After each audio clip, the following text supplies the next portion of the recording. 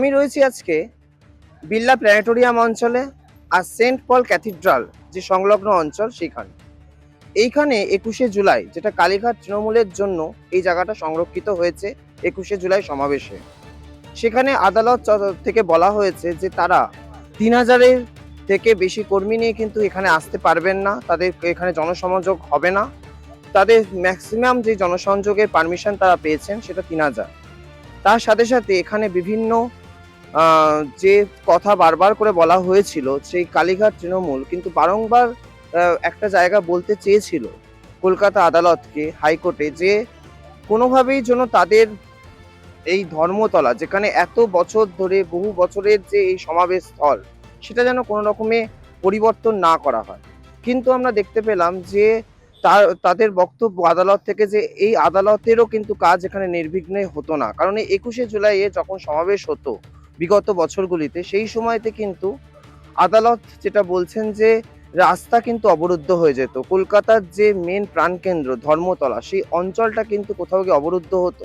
তার জন্য কোথাও গিয়ে আদালতের একটা সাফারার হতে হতো। আদালত কর্মীরা আসতে পারতেন না, কোথাও গিয়ে উকিলরা টাইম মতো পৌঁছতে পারতেন না আদালত চত্বরে।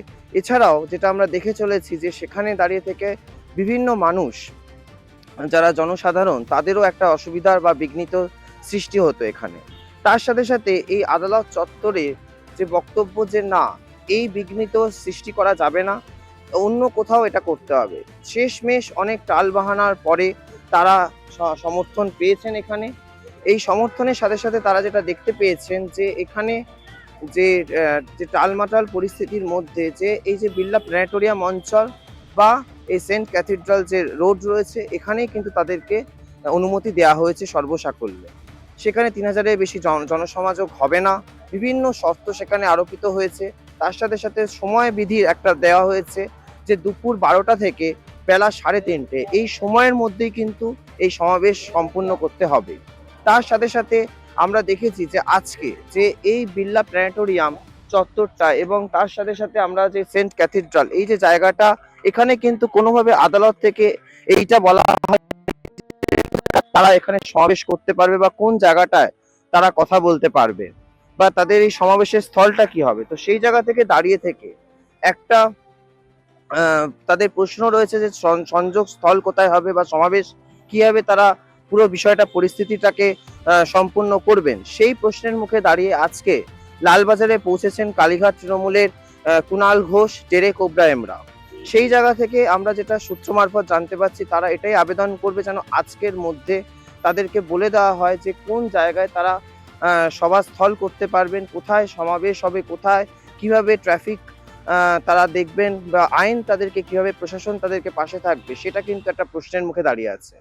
তো সেই জায়গা থেকে দাঁড়িয়ে থেকে এখনো অবধি একটা সভাস্থল ঠিক হলেও কোথায় তাদের সভা হবে সেই জায়গাটা কিন্তু এখনো আদালতের পক্ষ থেকে বলা হয়নি এবং সেখানে গিয়ে লালবাজার পুলিশের তরফেও কোনো রকম কিছু বলা হয়নি। তো সেইটা নিয়ে আমাদের চোখ থাকবে, আমরা জানতে পারবো, সেই মাত্রই আমরা সে আরো সূত্র মারফত আমরা জেনে সেটা বলতে পারবো যে এখানে কিভাবে হতে চলেছে। তবে এটুকু বলতে পারি যে তাদের কিন্তু একটা কনফিডেন্স আমরা দেখতে পেয়েছি যে তাদের বক্তব্য যে তাদেরকে যতই অবরুদ্ধ করা হোক বা বর্তমান সরকার তাদেরকে যেভাবেই যাই করুক, কোণঠাসা করুক না কেন, তা সেই জায়গা থেকে তারা পিছুপা হতে রাজি না। তারা তাদের সমাবেশ নিয়ে খুবই আশাবাদী, সেটা কিন্তু আমরা লক্ষ্য করেছি।